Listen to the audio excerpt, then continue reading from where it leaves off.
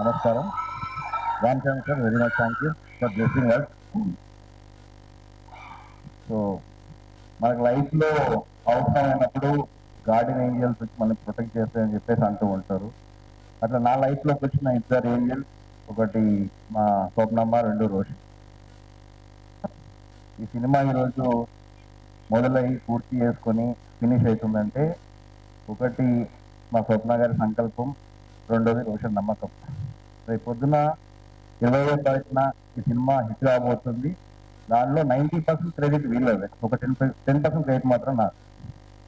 ఎందుకు వాళ్ళు garden angels అనేదానికి ఒక రెండు ఉదాహరణలు చెప్తారు. ఒక 4-5 years బ్యాక్ స్వప్న గారిని మొదటిసారి కథ చెప్పడం జరిగింది. తన కథ నచ్చింది. సో ఆ టైంలో కరోనా అవన్నీ వచ్చేసినాయి. ఎవరితో చేయాలి, ఎలా చేయాలి అని చెప్పేసి ప్లాన్ చేసుకునే టైంలో మా వైఫ్ పాప పుట్టింది. సరే పాప పుట్టింది, బిజీ ఉంటుంది, ఒక 3-4 months మదర్హుడ్, మనల్ని పట్టించుకోలేదు, మనం వేరే పని చేసుకుందాం అని చెప్పేసి నేను ఆలోచిస్తుంటే కరెక్ట్గా బాగా గుర్తు, పాప పుట్టిన 2 రోజులు ఫోన్ వచ్చింది నాకు. అయితే ఇంకా హాస్పిటల్లో ఉండుంటుంది. ఫోన్ చేసి ఆ బ్రదర్ సినిమా ఏమైంది, మరి ఎవరికి చెప్పాలి, తప్ప విజయ్ చెప్పాలి, వాళ్ళకి చెప్పాలి, ఇంకోరికి చెప్పాలి మాట్లాడుతాం. సో నాకు అర్థం కాలేదు. అంటే మనకున్న ఒక మంచి కథను సినిమా చేయాలనే పిచ్చి, ఆ పిచ్చిలో ఒక 10% మనకున్నా కూడా నాకు తెలిసి నేను గ్రేట్ ఫిలిం మేకర్ అయిపోతా. అండ్ తను ఒక డైరెక్టర్, డ్రీమ్ ప్రొడ్యూసర్.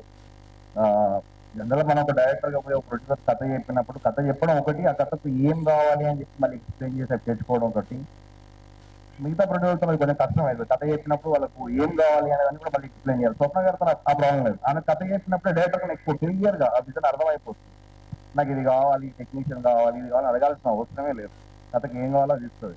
అందుకే ఈరోజు నేను లెజెండ్ తరణి గారు ఆర్ట్ డైరెక్టర్, మది గారు cinematographer, Mickey music director, and Peter Heins master, మా ఎడిటర్ చంటి గారు, ఇంత పెద్ద టెక్నీషియన్స్ని వర్క్ చేయడానికి కారణం కేవలం స్వప్న గారు. And this is one incident. ఇంకా మాడుకొని చాలా ఉంది, తర్వాత మా సక్సెస్ మీతో మాట్లాడుకుందాం. Second, my Guardian Angel Roshan.